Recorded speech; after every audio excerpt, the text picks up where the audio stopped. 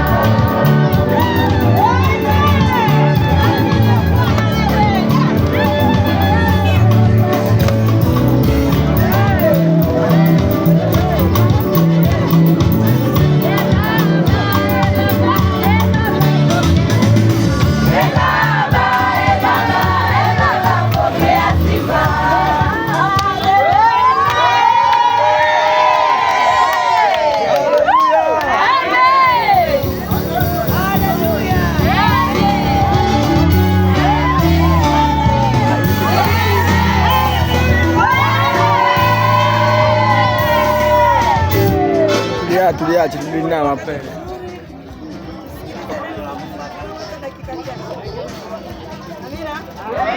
Haleluya. Haleluya. Haleluya.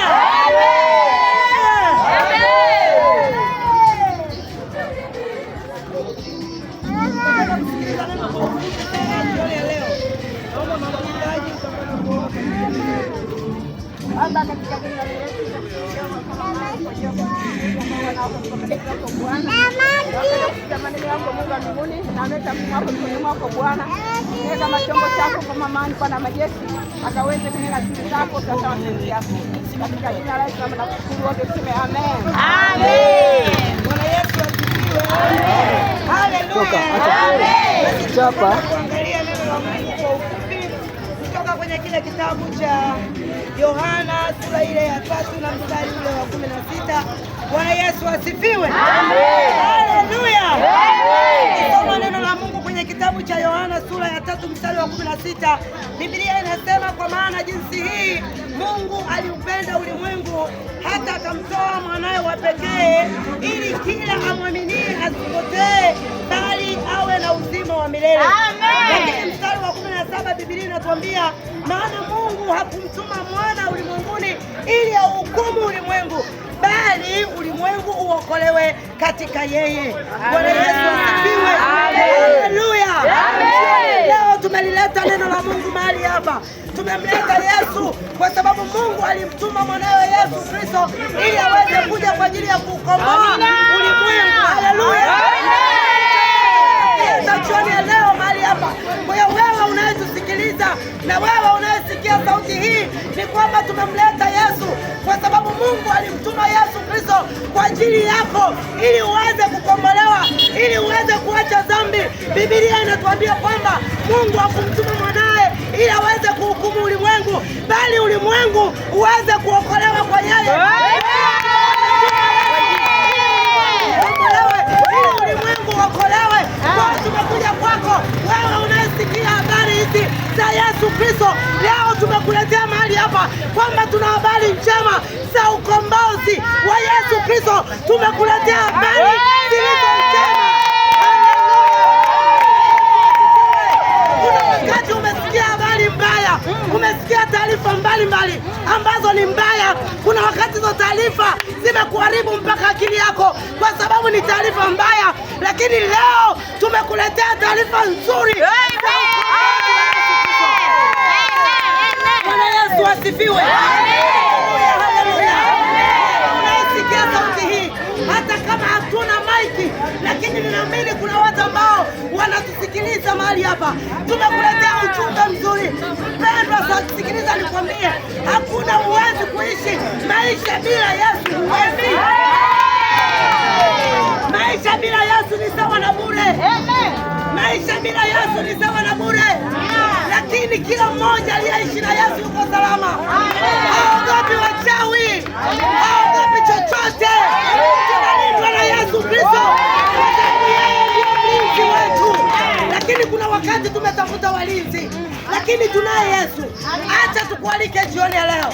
Tunakualika jioni ya leo kwamba unayo nafasi. Tunaye Yesu Kristo. Biblia inatuambia kwamba Yesu ndiye njia, kweli na uzima. Kwa hiyo kila atakayepita njia ya Yesu yuko salama.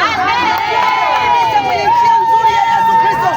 Sogea ndugu yangu mpendwa, ninaamini hii njia ni njia salama kwako. Haleluya.